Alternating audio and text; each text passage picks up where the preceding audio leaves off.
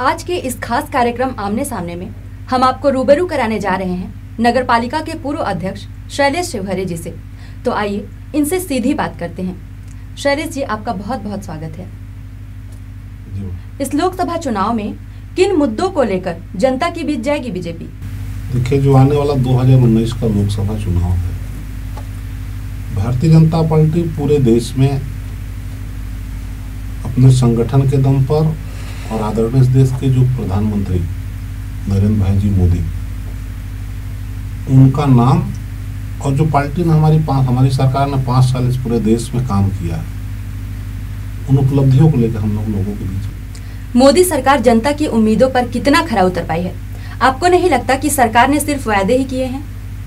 देखिए, मोदी सरकार तो जनता की उम्मीदों पर इतनी खरी उतरी है कि आज गांव देहात जंगल कहीं पर भी आप देखेंगे तो जो गरीब आदमी हमारा कभी जीवन में कल्पना नहीं किया था कि मैं पक्के मकान में रहूंगा, आज पूरे छत्तीसगढ़ में मुझे लगता है इस पूरे भारत देश में सबसे ज़्यादा प्रधानमंत्री आवास बन रहा है। गांव गांव शौचालय बन रहा है।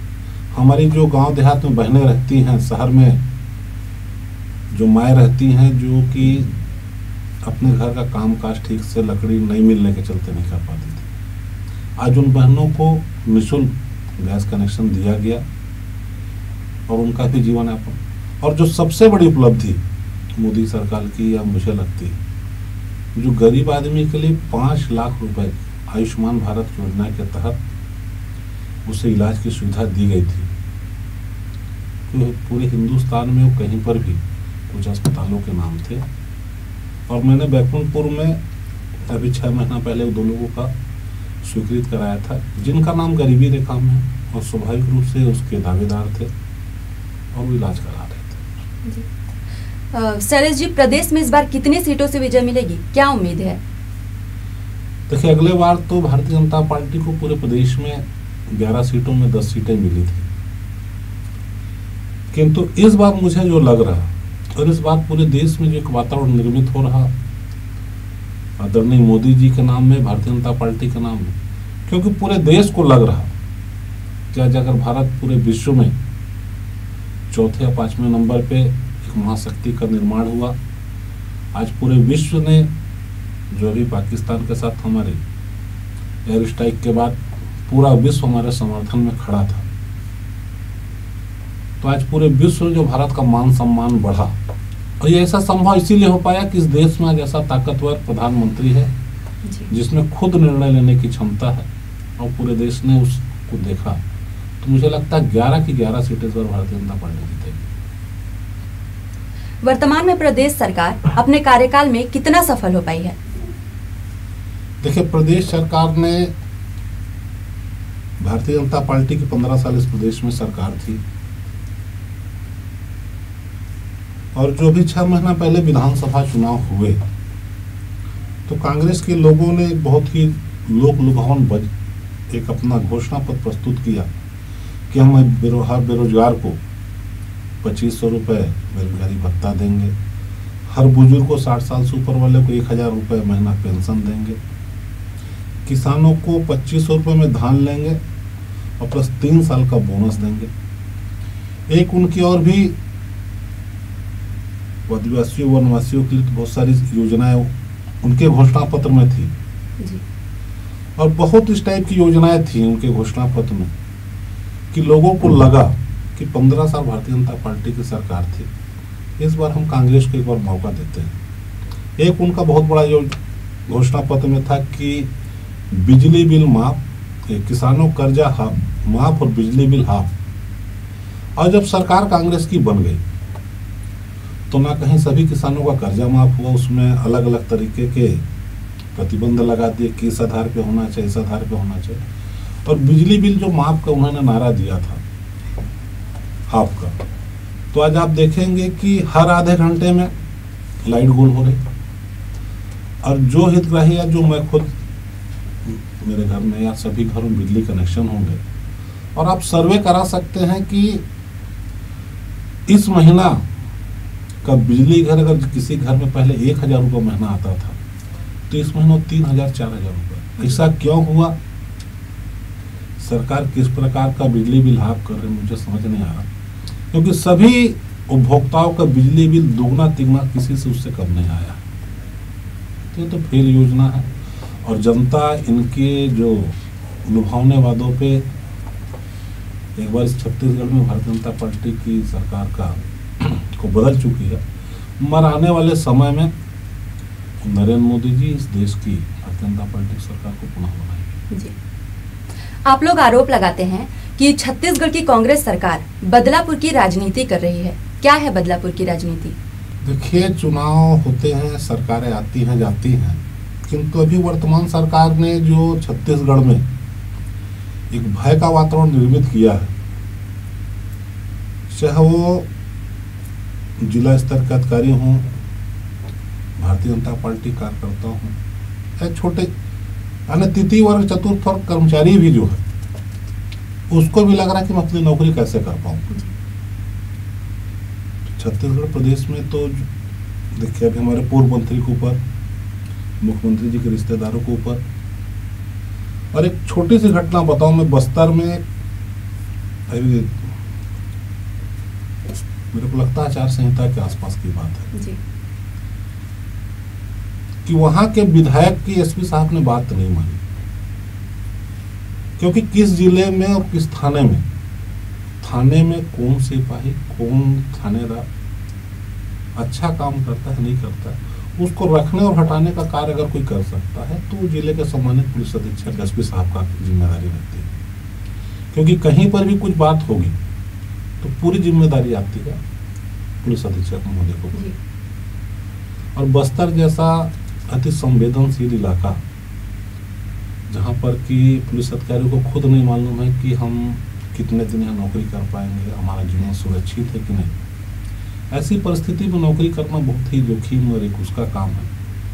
और वहाँ के विधायक ने एसपी को पत्र लिखा कि आप इस थाने के थानेदार को हटा के दूसरे थानेदार, हमारे एक रिश्तेदार की वहाँ पर पदस्थापना करें। एसपी साहब ने उनको एक अनुरोध किया और चिट्ठी के बदले चिट्ठी लिखी कि वो ऐसा थाना है और जहाँ पर जो अधिकारी काम कर रहा है, मेरी जानकारी में उसको अच्छे से जानता हूँ, वो ज़्यादा अच्छे तरीके से कर रहा है, इसलिए उसको हटा पाना संभव नहीं। खाली इतनी से बात के चलते उस पुलिस अधीक्षक महोदय का ट्रांसफर हो गया। मैं बैकुंठपुर की बात करूं तो हमारे यहाँ अभी 28 लोगों का ट्रांसफर हो, सभी उसमें बड़े स्तर का कोई अधिकारी नहीं, शिक्षा कर्मी, सचिव, यहाँ तक एक ड्रेसर, जो जिला अस्पताल हमारे पास वैसे ड्रेसरों की कमी है। अरे इस टाइप का, जबकि अब कौन किसको वोट दिया, जबकि वो कहीं वो राजनीति में सक्रिय भी नहीं है, ना भाजपा के साथ है ना कांग्रेस। तो सरकारी कर्मचारी, मगर हो सकता है वो किसी भाजपा वालों के साथ अगर उसका उठना बैठना था, खाली उनकी गलती यही थी कि छोटे सा हमारा बैकुंठपुर छोटा सा बस्ती है, शाम को चौक में एक दूसरे से लोग मिलते उठते बैठते, खाली उनकी इतनी गलती थी कि भाजपा लोग साथ उठना बैठना था और कांग्रेस वालों के साथ। मगर कुछ कांग्रेस कार्यकर्ता अति उत्साह में उनका ट्रांसफर में नाम डलवा दिया और ट्रांसफर हो गया। हालांकि कांग्रेस के लोग ही उसका विरोध किए तो ट्रांसफर वो निरस्त हुआ। मगर ये देखिए एक अच्छी बात नहीं है, भाजपा का ही 15 साल शासन सत्ता थी और पूरे प्रदेश में कहीं पर भी इस प्रकार का। ये तो बदलापुर का तो सीधा सीधा धमकी कि आप काम मेरे मन का करोगे ठीक है, नहीं तो हटा दूंगा जी। ये तो अच्छी बात है। शैलेश जी, बीजेपी के कार्यकर्ता बहुत मायूस हैं, ऐसे में लोकसभा चुनाव की जंग कैसे जीतेंगे? नहीं, एकदम आपका सही सवाल है कि छत्तीसगढ़ में हमारी 15 साल सरकार थी और डॉक्टर रमन सिंह के नेतृत्व में 15 साल में पूरे प्रदेश में बहुत सारे कार्य हुए। हमारे छत्तीसगढ़ प्रदेश का जो रहने वाले लोग, उनका जीवन स्तर भी ऊंचा उठा और कार्यकर्ताओं को भी लग रहा था कि हम इस बार फिर से चुनाव जीत रहे हैं। कार्यकर्ता सरकार की उपलब्धियों को गांव-गांव तक नहीं ले जा पाए, नहीं बता पाए। कार्यकर्ताओं में थोड़ा सा 19-20 की भावना थी, किंतु विधानसभा चुनाव हारने के पश्चात सभी कार्यकर्ताओं के मन में एक ऐसी भावना बैठ गई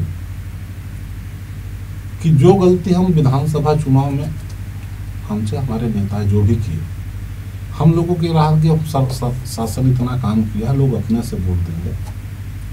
किंतु इस चुनाव में जो भी 2019 का लोकसभा चुनाव हमारे 23 अप्रैल को होने वाला है, एक एक कार्यकर्ता ने प्रण किया है कि मोदी सरकार की एक एक योजनाओं की जानकारी, एक एक बात की जानकारी हम गांव के अंतिम पंक्ति के जो बैठा व्यक्ति है और जो भी हितग्राही उस योजना से लाभान्वित हुए हैं, हम उनको बताएंगे, उनसे आशीर्वाद मांगेंगे और पुनः इस देश में भारतीय जनता पार्टी की नरेंद्र मोदी की सरकार बनेगी। जी।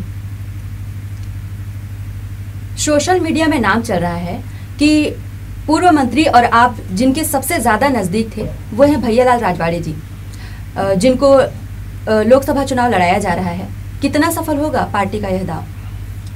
देखिए, अगर ऐसा हो जाता है तो मेरे लिए तो बहुत ही व्यक्तिगत खुशी की बात होगी कि जिनको राजनीति में मैंने अपना आदर्श माना है और जिनकी सेवा भावना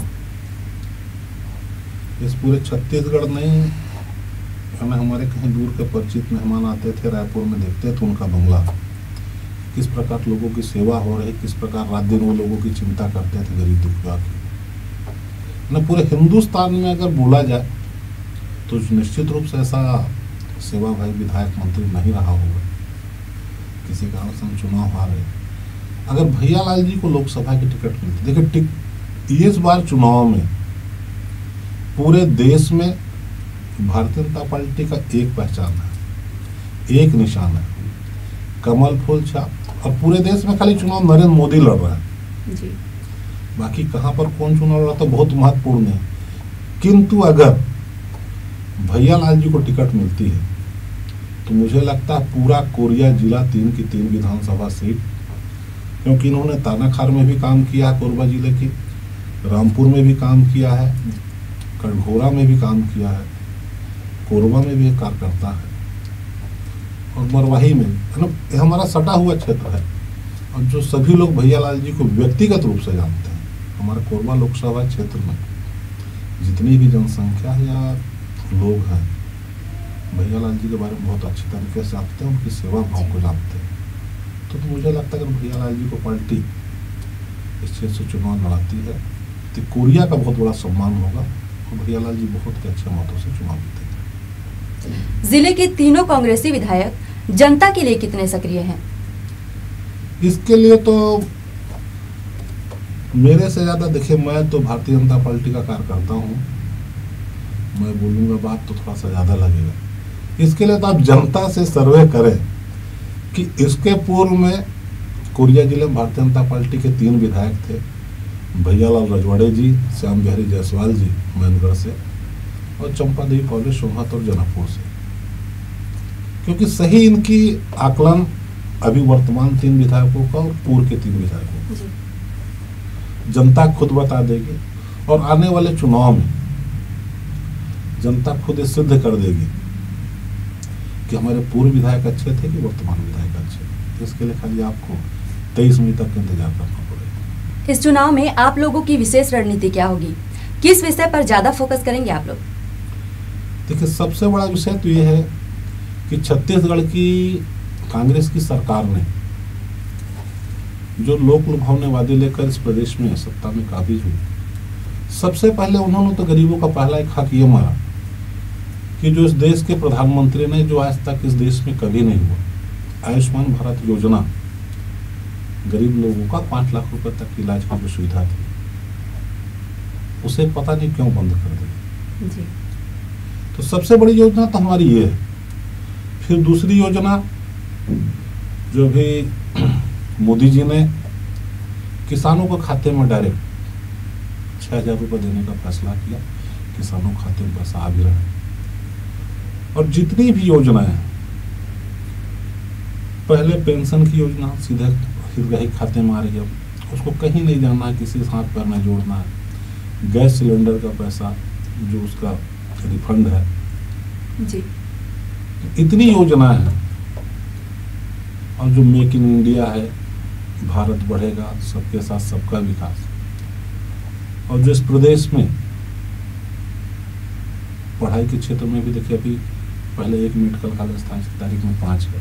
ये मोदी जी, रमन सिंह जी के द्वारा ही संभव है। छत्तीसगढ़ में 2 शहरों का 3 शहरों का चयन हुआ था स्मार्ट सिटी के लिए, और पूरे देश में जो सड़कों का जाल बिछा, आप कहीं भी चल दें 4 लेन 6 लेन सड़कें बन रही हैं, पूरे देश में फ्लाईओवर बन रहे हैं। मैं तो अभी खुद उत्तर प्रदेश गया था, और जब वहाँ पर मैंने अयोध्या भी देखा, बनारस घूमे, और क्या बोलते हैं प्रयागराज, यानी पूरे विश्व से इस प्रयागराज के कुंभ में 20 करोड़ से ऊपर लोग दर्शन किए, स्नान किए, और कहीं पर भी एक कचरा का टुकड़ा नहीं दिखा। जो गंगा जी पहले जिसको बोलते थे कि गंगा साफ नहीं है, अभी खुद यानी पूरे देश ने देखा कि गंगा एकदम निर्मल हो गई है। यानी लाखों करोड़ों लोगों ने वहाँ स्नान किया, इतनी ज़्यादा व्यवस्थाएं थी, सुरक्षा की व्यवस्था भी थी, स्वच्छता की व्यवस्था थी। और मैं तो बोलता हूँ सड़कों का जाल जो पूरे देश में बिछा। अभी हमारा जल नदियों में जो सरकार की बहुत बड़ी योजना है कि जल मार्ग हम चालू कर रहा, हम चालू भी देश में, जिससे कि लोगों को माल भाड़ा कम लगेगा, लोगों को और सुविधाएं मिलेंगी। यही सब बहुत अच्छे मुद्दे हैं हमारे पास। शैलेश जी, वर्तमान में जो सांसद हैं उन पर निष्क्रियता का आरोप लगा है, जो कि वास्तविक भी है। कितना असर पड़ेगा इसका चुनाव में? देखिए, वर्तमान सांसद जो हमारे यहाँ निष्क्रिय तो नहीं था। देखिए, अगर कोई रिकॉर्ड उठाकर देखेगा तो इस देश की लोकसभा में अगर छत्तीसगढ़ के 11 सांसदों में अगर सबसे ज्यादा किसी ने सदन में अपना समय दिया है तो आदरणीय डॉक्टर बंसीलाल महतो जी ने दिया है। इस प्रदेश के लिए और कोरबा लोकसभा क्षेत्र के लिए अगर सबसे ज्यादा किसी ने मांग रखी है, सदन में चर्चा की है, तो महतो जी ने की है। उसी के परिणाम स्वरूप हमारा जो नागपुर हाल से चिरमिरी रेलवे लाइन, उसको जोड़ने का जो कार्य है, कोरबा में एक यूरिया का जो बहुत प्लांट था, बहुत वर्षों से बंद था, उसे पुनः चालू करने का, और चिरमिरी शहर के अंदर से राष्ट्रीय मार्ग का उन्होंने प्रावधान किया, और बहुत सारे काम। देखिए, दौरा तो उन्होंने दौरे में कहीं कमजोरी नहीं की। हाँ, मगर उनका एक चीज था, हम लोग खुद उनसे कभी कभी बोलते थे, बाबू जी आप आते तो हर माह है, कार्यकर्ताओं से ही मिलते हैं, किंतु जैसे और सांसद और पार्टी के लोग करते हैं कि आगे पीछे 4 गाड़ी 6 गाड़ी रख के सायरन बजाते हुए निकलते हैं। तो देखिए, वो आम इंसान थे, बोले मैं, और ये सब में ताम झाम में विश्वास नहीं करते थे। इसके चलते लोगों में थोड़ी नाराजगी तो है कि हम सांसद से नहीं मिले, नहीं देखे। बाकी काम में कहीं कोई शिकायत नहीं। कोई भी उनको फोन करता है, किसी भी समय करता है, तो उसका फोन उठाते हैं। अगर फोन नहीं उठा पाए, रिसीव नहीं कर पाए, तो कॉल बैक करते हैं। ये सांसद की चाहिए। शैलेश जी, आने वाले समय में आपकी क्या भूमिका रहेगी? आप संगठन में काम करेंगे या आगामी चुनाव की तैयारी करेंगे? देखिए, भारतीय जनता पार्टी में कार्यकर्ता का जो जिम्मेदारी है वो सबसे बड़ा, भारतीय जनता पार्टी में सबसे बड़ा कोई पद है तो काम कार्यकर्ता को। और हम हमेशा काम करते हैं, हम सीखते हैं। देखिए, शुरू से हम लोगों ने तख्त उठाया है, चौक चौराहों में, लोगों घरों में खुद अपने हाथ से झंडा गाड़ते थे, पूरा लिखा पढ़ी करते थे, और अभी वही काम कर रहे हैं। नेताओं के लिए मंच माइक तैयार करते थे, जिंदाबाद नारा लगाते थे, कभी कोई बात पड़ता था तो विरोध करते थे। और मैं तो कार्यकर्ता बन के रहने में ही अपने आप को ज़्यादा लोगों के बीच में पाता हूँ, और कार्यकर्ता बन के काम करूँगा पार्टी। शैलेश जी, केंद्र सरकार की सबसे बड़ी सफलता क्या है? तो केंद्र सरकार की अगर सबसे बड़ी सफलता कोई बोली जाए तो जो मुझे लगता है और इस देश में लोगों को दिख रहा, देखिए, आम आदमी पार्टी का गठन क्यों हुआ? कांग्रेस के खिलाफ। तृणमूल कांग्रेस का निर्माण हुआ, ममता बनर्जी पार्टी कांग्रेस के खिलाफ। जनता दल या इस देश में जितने भी राजनीतिक दल हैं, सभी कांग्रेस से लड़ने के लिए या कांग्रेस के विरोध करने के लिए ये दल बने। किंतु आज पूरे देश में जितने कांग्रेस के विरोधी दल थे, कांग्रेस से लड़ने के लिए दल बने थे, आज वो सब कांग्रेस के साथ खड़े हैं। तो सबसे बड़ी उपलब्धि तो भारतीय जनता पार्टी की ही है कि जितने भ्रष्टाचारी या और लोग थे, कांग्रेस की आप बात करते हैं तो कांग्रेस में तो जितने वो परिवार की पार्टी है, माँ बाप बेटा भाई बहन, अब तो दामाद भी शामिल हो गए और सभी जमानत पे हैं। और भारतीय जनता पार्टी की मोदी जी की 5 साल की सरकार में मोदी जी के ऊपर आज तक एक भी आरोप नहीं लगे। वो 20 साल 15 साल मुख्यमंत्री भी थे गुजरात के, कहीं पर कोई आरोप नहीं लगा उनके ऊपर। और जो 20-20 घंटा 18-18 घंटा आदमी देश के लिए काम करता है, और उनका नाम और उनके जो निर्णय लेने की क्षमता है। जब हमारा 14 फरवरी को पुलवामा में जो घटना हुई जी। इसके पहले जब देश में आतंकवादी घटनाएं होती थी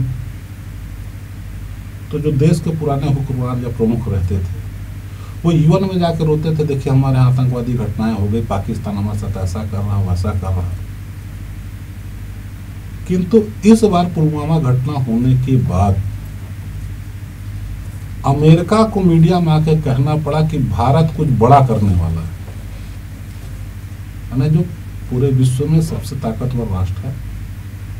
और भारतीय सेना ने करके दिखाया कि हमारी सेना ने बालाकोट में घुसकर जैसे के आतंकवादी ठिकाने पे हमला किया। और जो विरोधी दल कांग्रेस एवं और दल जो सेना से उसके सबूत मांग रहे थे, और आजकल मुझे लगता है सभी चैनलों में पाकिस्तान से सबूत आ रहे हैं और सबूतों को दिखाया जा रहा है। इससे बड़ी देखिए, इसके पूर्व में तो जो भी शासक थे निर्णय लेने की क्षमता नहीं थी, और अभी हमारा जो शासक है उसको निर्णय लेने की क्षमता है, लागू करने की क्षमता है। देश ने उसे देखा है और देश पुनः उसको मौका देगा। नोटबंदी, जीएसटी, महंगाई, राफेल और राम मंदिर जैसे मुद्दों का सामना बीजेपी कैसे कर पाएगी? देखिए, नोटबंदी हुई उससे आम आदमी को क्या नुकसान होता है, तो आप मुझे ये बताएं। नोटबंदी हुई, उस नोटबंदी होने से ठीक है, जितना सरकार का आकलन था कि हमको इतना कालाधन निकलेगा, नहीं निकल पाया। मगर इस देश में भारत का सबसे ज्यादा पैसा अगर कहीं पर खर्च होता था तो नोट की छपाई में, करेंसी में, और जो करेंसी हमारी पेपर बाहर से आता था। नोटबंदी होने से फायदा हुआ कि ब्लैक का पैसा पकड़ाया और कालाधन भी बाहर, ऐसा नहीं है। और जो पैसा घर में था, हमारे घर में था, आपके घर में था, ऐसा नहीं कि हम करोड़पति अरबपति, हमारे घर में भी, हमारी माँ के पास और घरों में भी लोग अपने बुरे समय के लिए इकट्ठा कर, दुख सुख के लिए इकट्ठा कर देते, और वो पैसा घर के अंदर पड़ा है, उसका कोई काम आ नहीं रहा था। वो सब पैसा निकल के जब बैंक में जमा हुआ तो इस देश की अर्थव्यवस्था ही मजबूत हुई। और जो लोगों के एक नंबर जो जिनको टैक्स लगा, तो लोगों घर, बाकी लोगों घर में ज्यादा पैसा था, और नोटबंदी से डर के उन्होंने पूरा पैसा निकाल के बैंक में जमा किया, और जमा किया तो उसमें उनको टैक्स देना पड़ा। और टैक्स अगर हमारी सरकार को मिला तो आज जो पूरे देश में सड़कों पर जाल बिछ रहा, हमारे देश में सेना के लिए जो अत्यधिक लड़ाकू प्लेन खरीदे जा रहे हैं, बहुत सारे तकनीक खरीदी जा रही है, सभी वही जनता के पैसे, टैक्स के पैसे से आ रहा है। और नोटबंदी से मुझे नहीं लगता कि किसी आम इंसान का कहीं को नुकसान हुआ। नोटबंदी से पूरे देश को फायदा हुआ। और अब तो लोग जेब में पैसा भी कम रखते हैं, अब तो तुरंत ऑनलाइन ट्रांजैक्शन कर रहे हैं।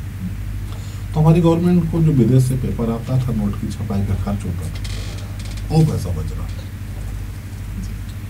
और जीएसटी से ग्राहक को कोई नुकसान नहीं। जैसे पहले हम बाहर जाते थे, होटलों में रहते थे, होटलों में खाना खाते थे, अगर हम 100 रुपये प्लेट का खाना खा रहे हैं पहले भी 100 रुपये प्लेट था, आज भी 100 रुपये प्लेट है। किसी होटल के कमरे का चार्ज पहले 500 रुपये था, आज भी 500 रुपये। तो ग्राहक को तो 500 ही लग रहा, खाने का 100 रुपये ही लग रहा। मगर जो जीएसटी गवर्नमेंट ने लगाया, तो पहले वो दुकानदार उस टैक्स के पैसे को भारत सरकार को जमा नहीं करता था, जीएसटी और प्रदेश और दोनों स्टेट। अब क्या हुआ, ग्राहक को तो कहीं एक्स्ट्रा लोड नहीं पड़ा। ग्राहक जो पहले पैसा जितना देता था जिस चीज का, अभी उतना ही पैसा उसको दे रहा। अब उन दुकानदारों व्यापारियों को टैक्स देना पड़ रहा है, और वो टैक्स हमारे देश में कलेक्शन हो रहा है, और उससे पूरे देश में जो विकास हो रहा है। आज प्रधानमंत्री आवास पूरे देश में बने हैं, शौचालय बन रहा है, लोगों को, गरीबों को सिलेंडर मिल रहा है, बहुत सारे काम हो रहे हैं। वो सब हमारे व्यापारी भाइयों के और हमारे आपके पैसों से संभव है। इनके लिए तो मैं देखिए, व्यापारियों को परेशानी हुई, पहले लिखा पढ़ी लोग नहीं करते, तभी लिखा पढ़ी करना पड़ रहा है।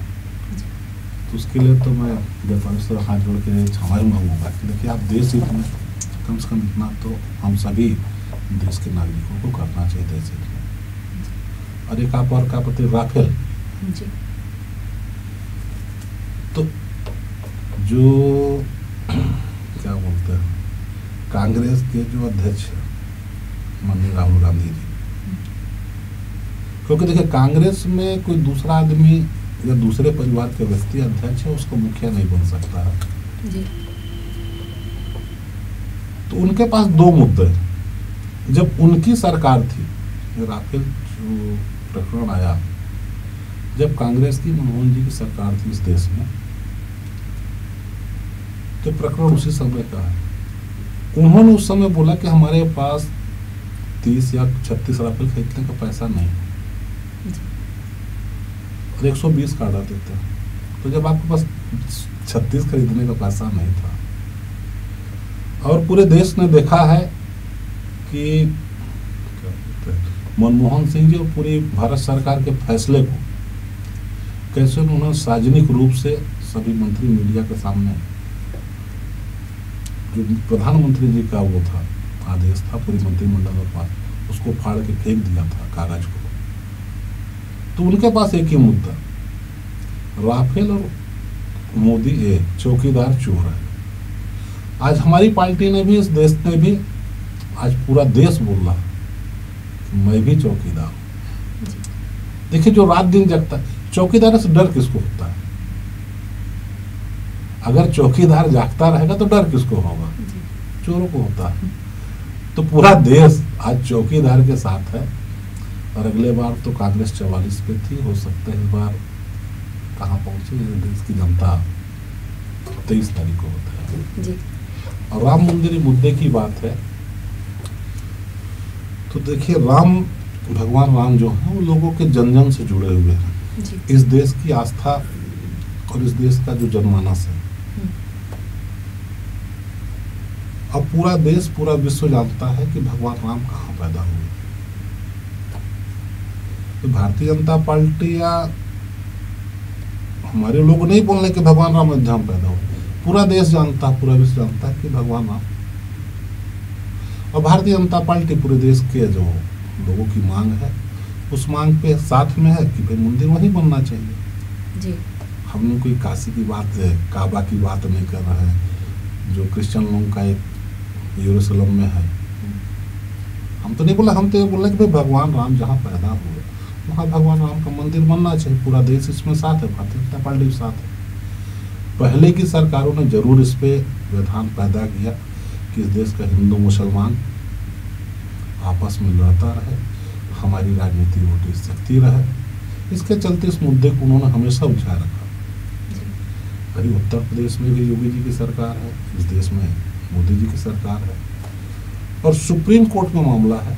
सुप्रीम कोर्ट ने बहुत बढ़िया निर्णय लिया है कि हिंदू मुसलमान दोनों पक्ष के कोर्ट जस्टिस हमारे हैं और एक दो संत हैं, उनकी एक कमेटी बनाए कि आप अयोध्या जाए, और जो दोनों इसके पैरवीकार हैं, इसके जो अदालत में जो मामला दायर किया, मुस्लिम पक्षकार और हिंदू पक्षकार आपस में समझौता कर दें, क्योंकि इस देश का इतिहास रखा है कि हिंदू मुसलमान हमेशा भाई भाई रहे हैं और जीवन भर भाई भाई रहेंगे। ये और सब तैयार हैं कि अयोध्या में भगवान राम का मंदिर बनना चाहिए। बाकी तो कहीं अपन नहीं बोल रहे कि दूसरी जगह पर, बस एक छोटी सी बात है। और पूरे लोग तैयार हैं, अयोध्या के रहने वाले लोग तैयार हैं। भारतीय जनता पार्टी, हाँ, इसमें कांग्रेस के लोग, कांग्रेस के एक प्रवक्ता हैं, वकील भी हैं, कपिल सिब्बल जी, उन्होंने अभी बीच में एक आवेदन दिया था सुप्रीम कोर्ट में कि राम मंदिर पे निर्णय 2019 के बाद होना चाहिए। ये ना कितना हंसने वाली बात है कि ना दुख की बात है कि जिस मुद्दे पे पूरे देश का हिंदू मुसलमान दोनों उस आदेश की प्रतीक्षा कर रहा है, इतने दिनों का विवाद है, वो आपसी सहमति से हल हो जाए। तो इसमें कांग्रेस को पता, कांग्रेस के प्रवक्ता ने सुप्रीम कोर्ट में अर्जी लगाई थी कि इसको 2019 के बाद इसमें सुनवाई होनी चाहिए। तो हमेशा कांग्रेस को उस पर जाने काम किया। इस देश की जनता आपसी सहमति से राम मंदिर मुद्दे को निपटारा चाहती है। शैलेश जी, आप हमारे इस खास कार्यक्रम आमने सामने में आए, आपका बहुत बहुत धन्यवाद। आपको हमारा बहुत बहुत धन्यवाद। और मैं पूरे सिटी न्यूज़ परिवार के चैनल परिवार को धन्यवाद देना चाहूँगा और आप सभी दर्शकों से को भी मैं बहुत बहुत बधाई देना चाहूँगा, शुभकामना देना चाहूँगा। और मेरे बोलने से अगर किसी की भावना को ठेस लगा है तो उसके लिए भी धन्यवाद। तो ये थी हमारी आज की खास मुलाकात शैलेश शिवहरे जी से। हम फिर होंगे हाजिर किसी और शख्सियत के साथ। तब तक के लिए नमस्कार।